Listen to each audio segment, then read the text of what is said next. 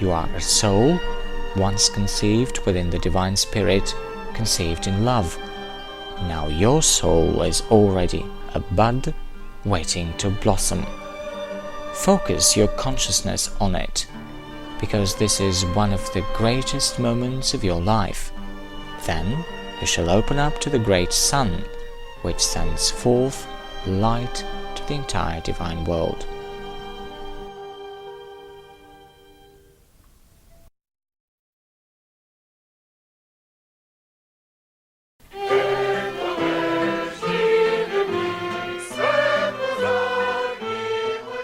There is only one divine teacher in the world. One is the Master, who is the bearer of true knowledge. He has many manifestations in life, but in essence, he is one and the same. Once man finds one of the moments of his manifestations, then he will find himself as well. There can only be one Master in the world, and it is God. And when Christ said to his disciples, "There is only one Father," he meant the Great One, the only Master. And so there is one great Master in the world, though his manifestations are many. Because I have said to you, and again I repeat, there is one knowledge and one light. But knowledge does not come from one place, just as light does not enter through one window. Innumerable are the ways of knowledge, innumerable are the windows of light. But you may ask, how can we come to know a real Master? Knowing the Master is a purely spiritual process. The notion of a Master is strictly defined in living nature. A Master is only he in whom there is no exertion. He is powerful, but exercises no violence. A Master is only he who harbors no lie. His sublime wisdom excludes all lies. A Master is only he who harbors no malice. His goodness excludes all malice. If someone harbors violence, lies, malice, he is not a Master, he is a student. This is the simplest definition of Master and student, and it is the easiest to understand. The presence of the Master is evident by the fact that he gives life, light, and freedom, because a Master is only he who lives and works by the laws of love, wisdom, and truth. He who does not abide by these laws is a student. The love of the Master is well tried. It does not need to be tested. The knowledge of the Master is well tried. It does not need to be tested. The purity of the Master is well tried. It does not need to be tested. Did people come to know Christ when he appeared before them 2,000 years ago? Do they know him now? When the truth appears in the world, it will not be clad in royal attire, but in modest garments. Thus Christ appeared 2,000 years ago in plain form, in which people did not recognize him. But such are the laws of this world. In this plain attire, a man like any other, even his disciples did not know him fully. Only 3 of them saw Christ's face during his transformation. In other words, his real essence. In this inner light, they saw him and knew him as he was known among the angels.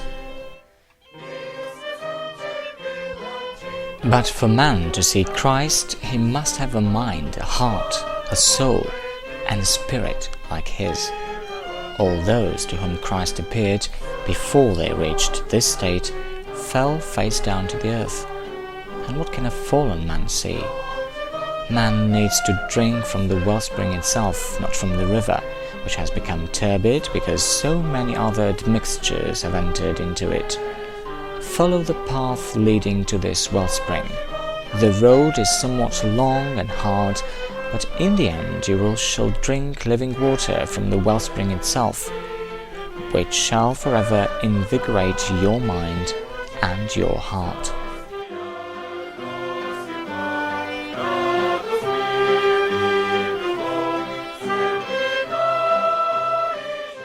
There is a lodge of scientists on the earth who get together once a year to discuss all kinds of scientific issues. These initiated people know about the earth, about its past and present, much more than all modern scientists representing the official science. As to the future of the earth, they have no certain knowledge of it, but they too make assumptions about it. Besides this lodge of initiated people dedicated to the earth, there is another lodge on the sun, consisting of the great initiated who know for certain not only the past of our planet, but its future as well.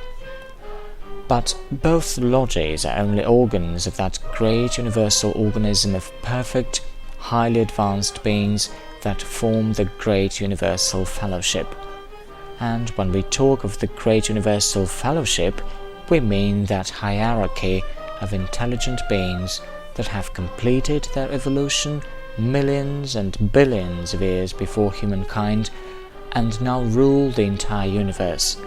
They rule it because they themselves took part in its creation under the direct guidance of the great divine spirit.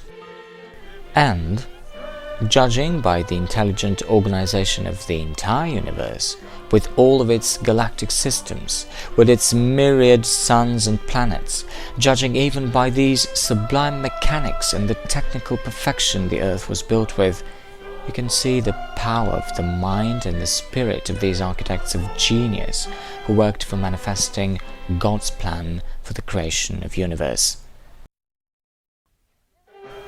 Depending on the level of knowledge and development, and depending on the service they perform, these beings are arranged in a hierarchy, an organic order of rank.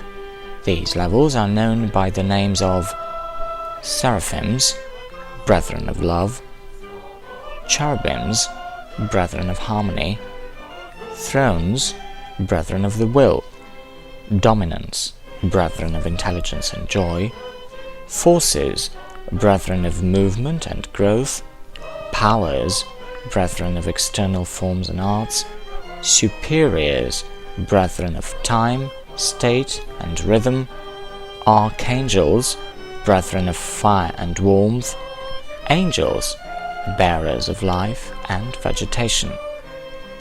The last, 10th rank, will be occupied by the advanced human souls.